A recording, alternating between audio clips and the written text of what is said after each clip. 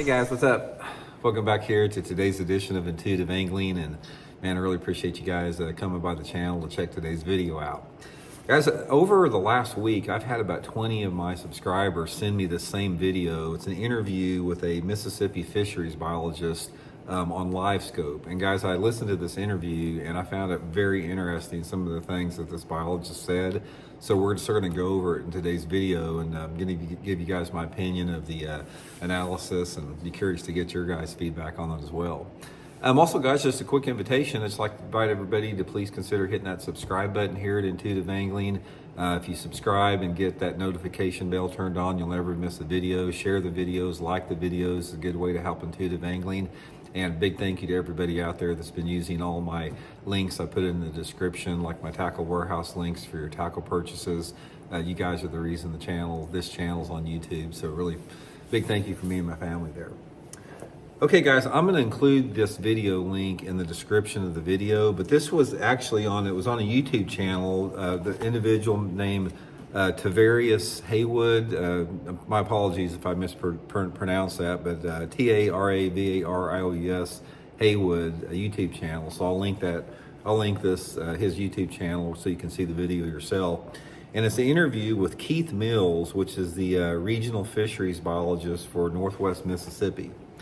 Okay, I have seen interviews like this with biologists before, and one of the things that Keith is talking about here, several of the things that he is talking about, it's sort of it's becoming more prevalent as far as the findings that they are having on this. Now, a couple of the key things that he pointed out on this was the fact that I think it was in 2018 they did a three-year study on Livescope impact on some of the fisheries populations in Mississippi, and and primarily on crappie, but you can apply it to bass and walleye and whatever game fish as well.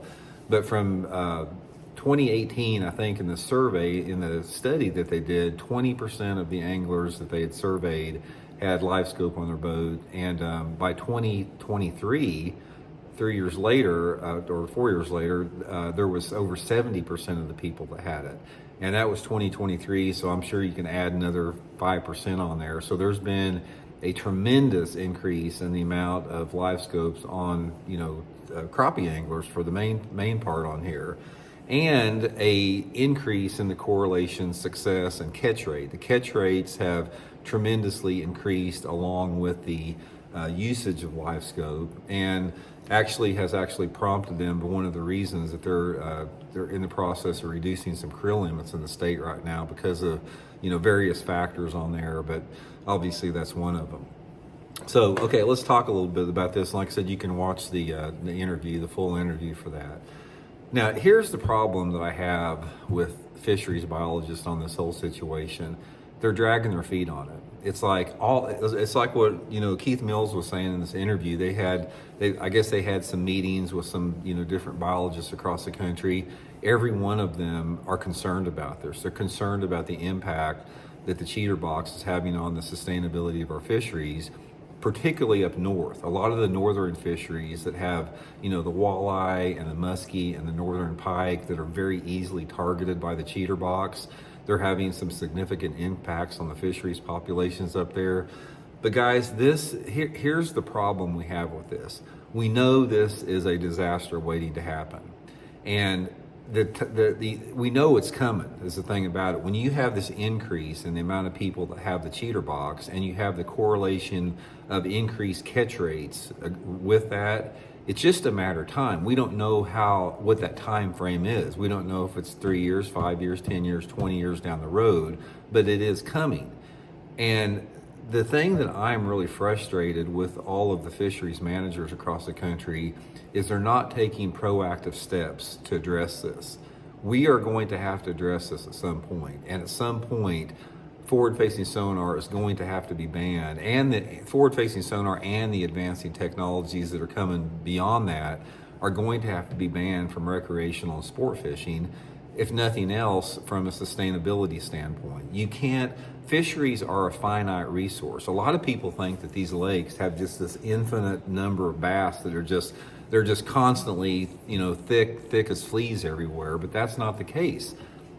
we have a finite amount of bass in the lake. And when you have an increasing number of anglers fishing, and you have an increasing number of anglers using the, in my opinion, it's cheating technology, which is Livescope, to increase their catch rates, and their success is directly related to that technology, it doesn't take Einstein to figure out that that is unsustainable over a long period of time. The quality of fishing is going to begin to deteriorate.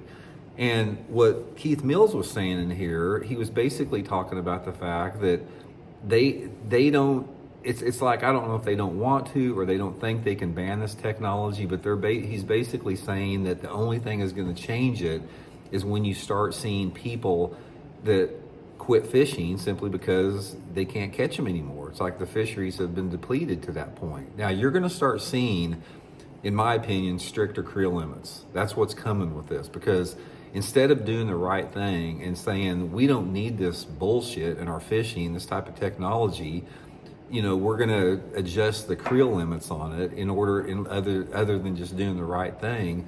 That is the inaction part that I have a problem with. It's like, we all know this thing sucks. We all know that it's a crutch to enable people that don't have very many fishing skills to catch fish. And it's almost another thing about this is I'm tired of hearing that we have to pamper these young anglers to get them into fishing, like we have to coerce them into using technology to get them into fishing. They can't do it on its own merits. That's the argument that a lot of people are making, that it's bringing young people into the sport. This is not how you bring young people in the sport. You don't bring young people into the sport on a screwed up pretext of forward-facing sonar. That's an insult to the fish. It's an insult to the sport, and it does not serve those young anglers. Those young anglers do not have skills that are traditionally associated with bass fishing. They're relying on the crutch of forward-facing sonar. So anyway, guys, I encourage you to watch that video. I've seen several interviews like this, and it's sort of like it's like there's this theme amongst all of the biologists that I have talked to personally. I've talked to a bunch of them, and I've seen interviews with them, and they're all the same thing. Number one, they're all concerned about it. Number two, they all drag their feet with it. Number three, they're doing these studies and they see the impact that it's having on the fisheries, but they are just hesitant to do anything about it. And what we need to get some people in positions of power in these fishing agencies or fisheries agencies that basically go and lobby state, local, federal, Congress people to ban this technology. And by doing so, it's like you're going to ensure the sustainability of the sport, which is the number one concern. Why are we playing with fire? That's what we are doing here. We are playing with fire, and we're going to allow this to be legal and allow it to be part of our fishing until it starts having an impact that we know it's going to have. We know it's going to have this impact. It's almost like what we do to our planet. It's like we pump these massive amounts of CO2 into our atmosphere, knowing that it's going to, create environmental problems for our planet, but we continue to do so out of our own ignorance. It's the same with this forward-facing sonar. It's a denial of reality. It's trying to sweep something that's bad underneath the carpet simply because of money. That's all it is to it. So anyway, guys, I'll link that video in the description. You guys can sort of hear the interview for yourself and sort of give me your opinion on it. I'd be curious. But anyway, I just wanted to run that past you and hope you guys are well. We'll talk later.